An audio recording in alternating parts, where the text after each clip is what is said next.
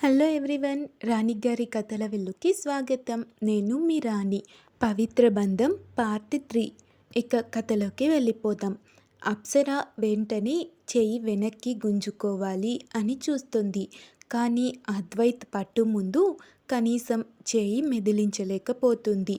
కాసేపటికి గెస్ట్లందరూ కాబోయే జంటకు విషెస్ చెప్తూ ఉంటే అద్వైత్, చూసావా అప్సర, నీ పక్కన నేనుంటే నీ వాల్యూ ఎంత పెరిగిందో అంటాడు గర్వంగా. అప్సర, మన లైఫ్ పార్ట్నర్ పక్కన ఉంటే పెరగాల్సింది వాల్యూ కాదు అద్వైత్, హ్యాపీనెస్. నువ్వు పక్కనుంటే నాకు అది లేదు అని కోపంగా చెప్పి స్టేజ్ దిగి అక్కడి నుండి ఫాస్ట్గా వెళ్ళిపోతుంది. అద్వైత్ మాత్రం పొగరుగా నవ్వి, నేను కోరుకుంది ఎలాగైనా సాధించుకుంటాను మిస్ అప్సర అని అనుకుంటాడు. అప్సర ఇంట్లో, వాట్ నాన్సెన్స్, ఎవరినడిగి మాటిచ్చారు అని టేబుల్పై ఉన్న వస్తువులన్నీ నేలకేసి కొడుతూ ఉంటుంది అప్సర. కావేరి, అలా అనకు అప్పు, వాళ్ళు మనకంటే చాలా గొప్పవాళ్ళు, నిన్ను ఏరి కోరి వచ్చారు, అలాంటి వాళ్ళ మధ్య నువ్వు సుఖపడతావు అని కూతురుకు నచ్చజెప్పే ప్రయత్నం చేస్తారు. అప్సర, పిచ్చి పిచ్చిగా మాట్లాడుకు మమ్మీ, నాకు నచ్చింది చేస్తే నేను హ్యాపీగా ఉంటాను, కానీ ఊర్లో వాళ్ళకి నచ్చింది చేస్తే ఎలా హ్యాపీగా ఉంటాను అని క్షణం మౌనం తర్వాత, మమ్మీ, ఇంకా దాచి ప్రయోజనం లేదు అనిపిస్తోంది. నేను ఆల్రెడీ ఒకతన్ని ప్రేమించాను.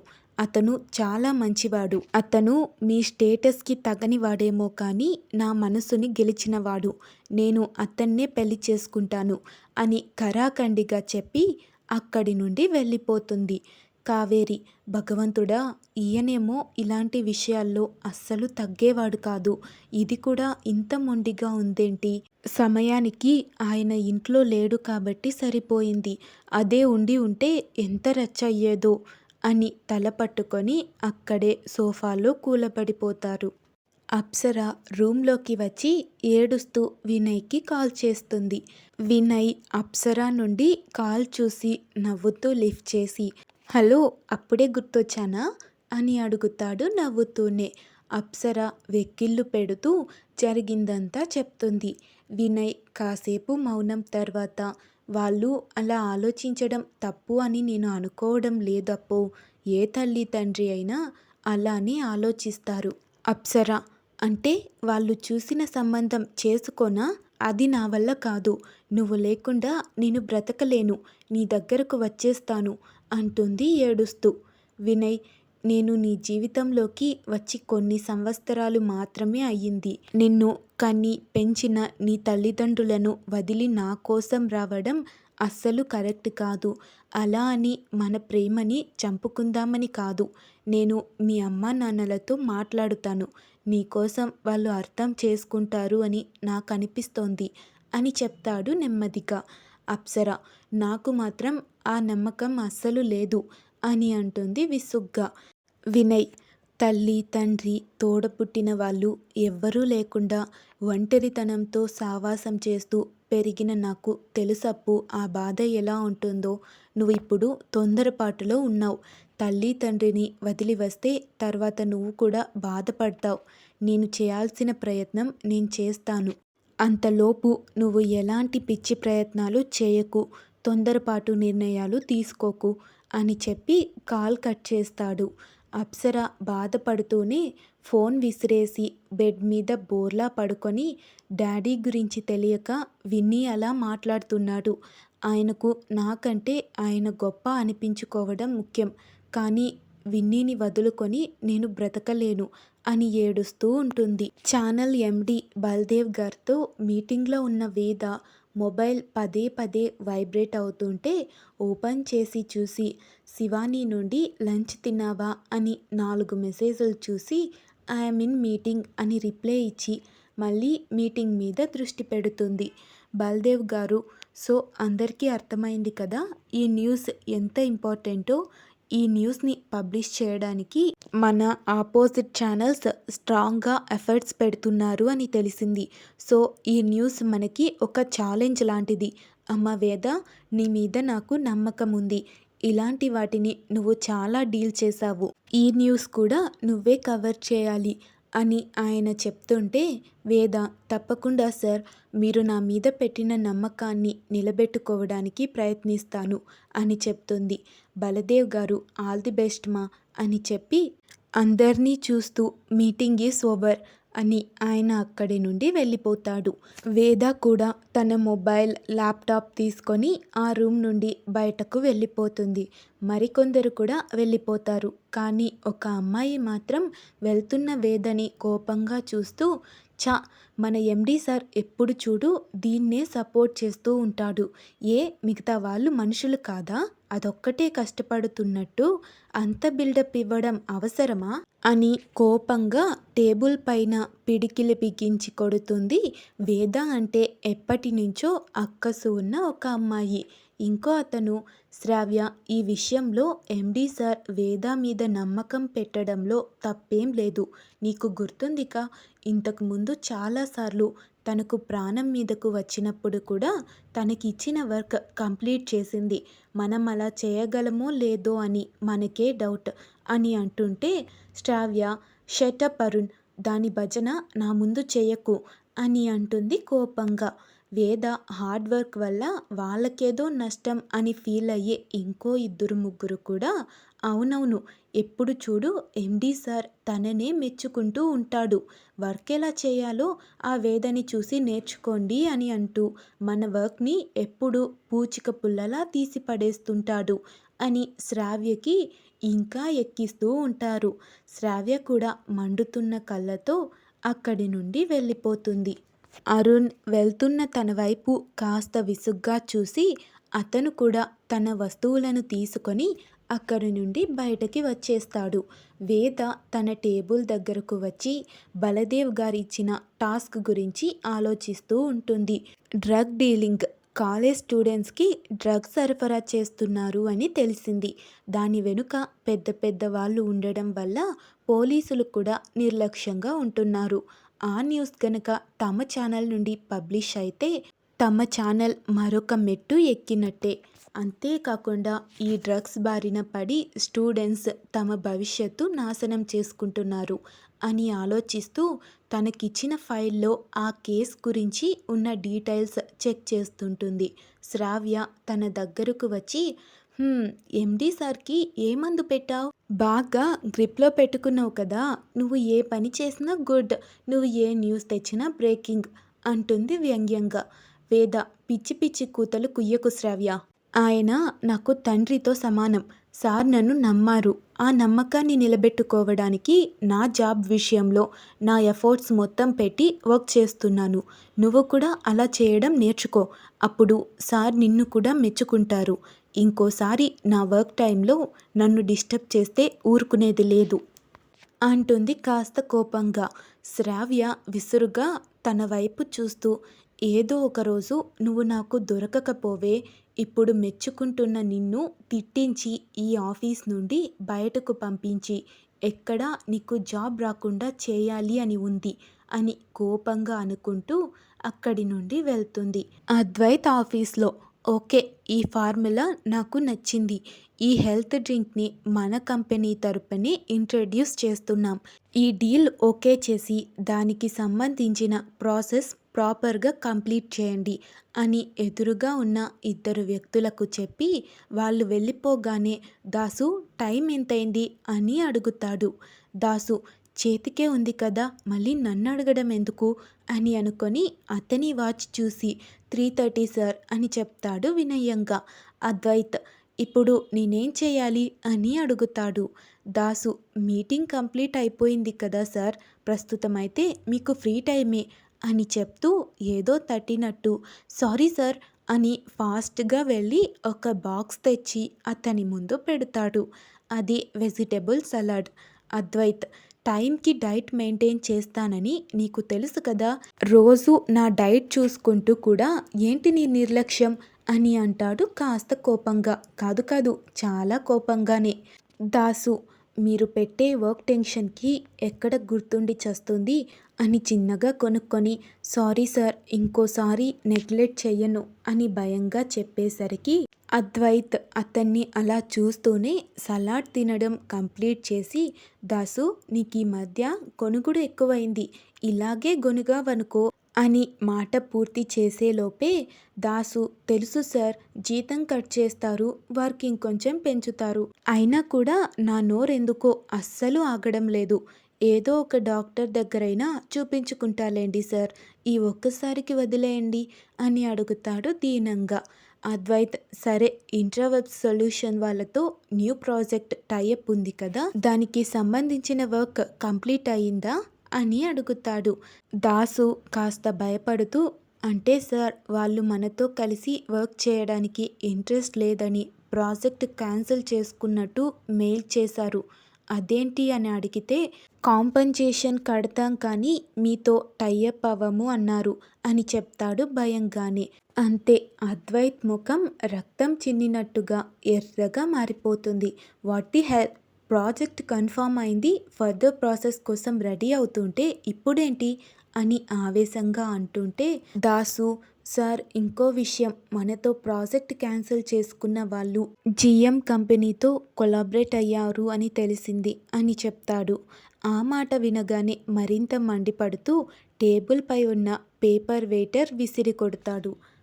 అతను అలా ఫ్రస్ట్రేషన్లో ఉండగానే clerk may I come in sir అని డోర్ లాక్ చేయడంతో అటువైపు చూసి చిరాగ్గా ఏంటి అంటాడు. క్లర్క్ సార్ ఎవరో వినయ్ అంట మీతో మాట్లాడాలి అని వచ్చాడు. అపాయింట్మెంట్ లేకపోతే కలవను కుదరదు అంటే ఒక్కసారి మాట్లాడాలి, చాలా ముఖ్యమని బ్రతిమలాడుతున్నాడు అని చెప్తాడు. అద్వైత్ కనుబొమ్మలు ముడిచి ఈ పేరు కూడా ఎక్కడా విన్నట్టు లేదే అని ఆలోచిస్తూ సరే పంపించు అని చెప్తాడు.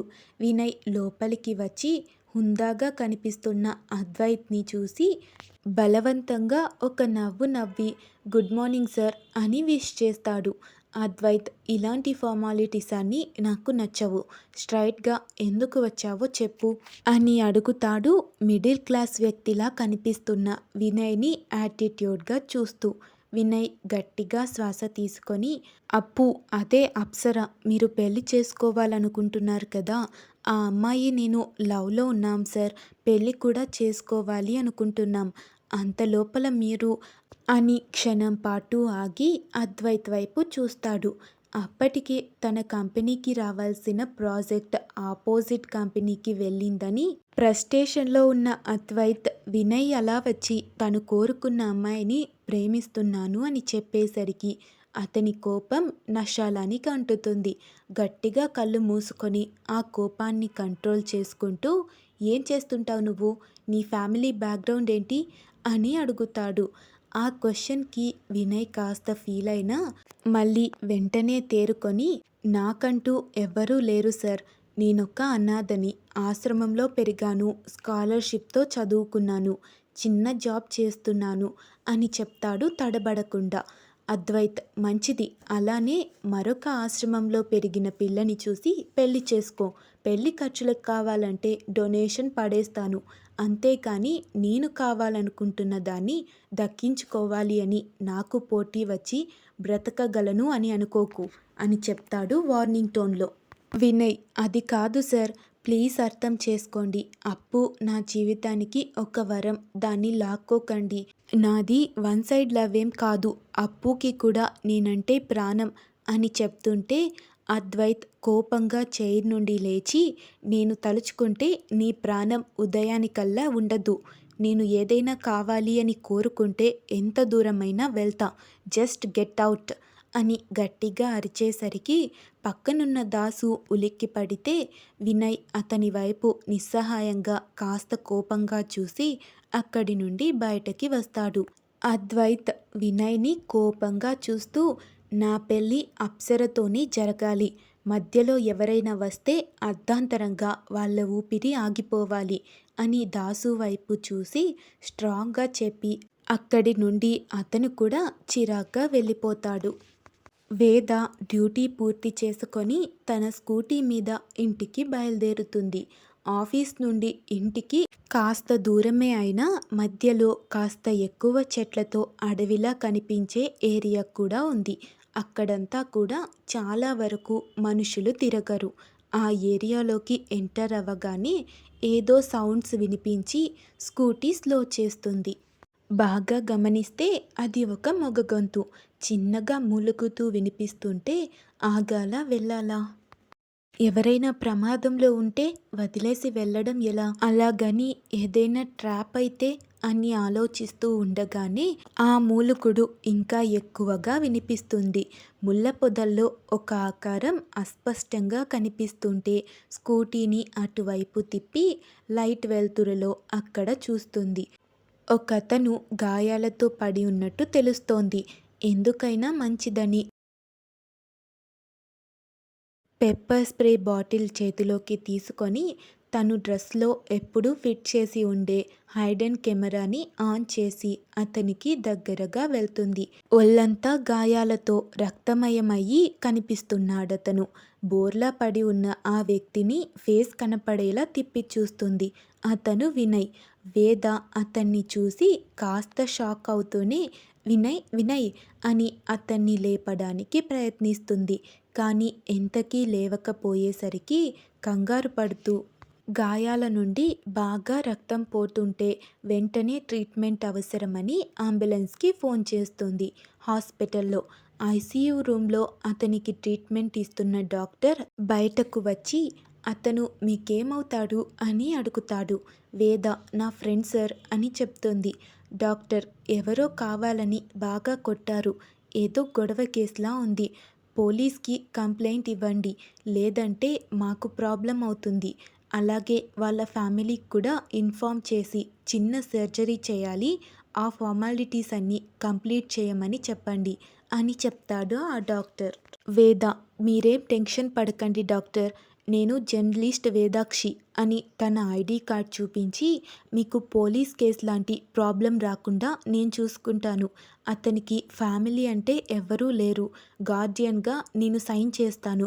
మీరు ట్రీట్మెంట్ స్టార్ట్ చేయండి అని చెప్పి ఫామ్ మీద సైన్ చేసి అక్కడే ఉన్న చైర్లో కూర్చుంటుంది. తను అలా కూర్చోగానే తన ఫోన్ మోగుతుంది. నెంబర్ చూసి కాల్ లిఫ్ట్ చేసి హలో శివ చెప్పు అంటుంది. శివాని చెప్పేదేంటే టైం ఎంత అవుతుంది? ఈ పాటికి ఇక్కడికి వచ్చేసి ఉండాలి కదా, ఇంకా రాలేదేంటి అని అడుగుతుంది కాస్త కంగారు కోపం కలిసిన స్వరంతో. వేద విజయ్కి ఇలా అయింది అంటే శివాని కూడా కంగారు పడుతుంది అని తనలో తనే అనుకొని అది చిన్న పని పడింది. ఈరోజు నైట్ నేను ఇంటికి రావడం లేదు అని చెప్తుంది. శివాని ఏంటో ఈ జాబ్ వద్దు అంటే వినవు. ఇలా అర్ధరాత్రుళ్ళు ఒంటరిగా తిరగడం ఎంత డేంజర్. నువ్వు వచ్చే వరకు ఎంత టెన్షన్గా ఉంటుందో తెలుసా అంటుంది ఫ్రెండ్ గురించి బాధపడుతూ. వేద అబ్బా శివ నాకిదేం కొత్త కాదు కదా, ఒక కేస్ గురించి డీటెయిల్స్ సేకరించడానికి అని వచ్చానులే.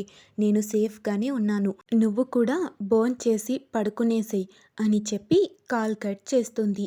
శివాని దీనికి ఇది చెప్పేది తప్ప ఎదుటి వాళ్ళు చెప్పేది వినిపించుకునే అలవాటే లేదు. ఈ జాబ్ కాకుండా వేరే జాబ్ చూసుకోమంటే అస్సలు వినదు. నాకేమో ఏ క్షణం ఏమవుతుందో దానికి అని టెన్షన్. దేవుడా దీనికి ఆ హిట్లర్కి మించిన పెద్ద పట్లంగాడు మొగుడుగా వస్తే కానీ చెప్పిన మాట వినదు. అలాంటి వాణ్ణి దీని జీవితంలోకి తొందరగా పంపించయ్యా అని అనుకొని వెంటనే అమ్మో ముక్కుపైనే కోపం ఉన్నవాడు అయితే ఇది ఇప్పటికి పడుతున్న బాధలు చాలదు అన్నట్టు ఇంకా బాధ పెడతాడేమో. కాదు కాదు, వేద అంటే ప్రాణంలా చూసుకునే మంచివాడు, తన కోసం ప్రాణం అడ్డు వేసేంత గొప్పవాడు దానికి మొగుడిగా రావాలి. దేవుడా కన్ఫ్యూజ్ అవ్వకుండా రెండో దానికి ఫిక్స్ అయిపో అని అనుకుంటూ ఏదో కాస్త తినేసి రోజు వేదతో పడుకోవడం అలవాటు కాబట్టి ఆ రోజు కాస్త వెలితిగా ఫీల్ అవుతూ పడుకుంటుంది. నీ ఫస్ట్ కోరికే దేవుడు లిస్ట్లోకి తీసుకోబోతున్నాడు శివ, పాపం వేద. ఇదండి ఈ ఎపిసోడ్. వినయ్కి వేదకు పరిచయం ఏంటి? ఈ అద్వైత్ ఈ స్టోరీకి హీరోనా విలనా? వినయ్ అప్పుల ప్రేమ కథ వల్ల వేద జీవితంలో రాబోయే తుఫాన్ ఎలా ఎదుర్కొంటుంది? ఇంట్రెస్టింగ్‌గా ఉండే ఈ కథ అస్సలు మిస్ అవ్వకండి. అలాగే స్టోరీ నచ్చితే లైక్ చేసి హైప్ ఇచ్చేయండి. See you in next part.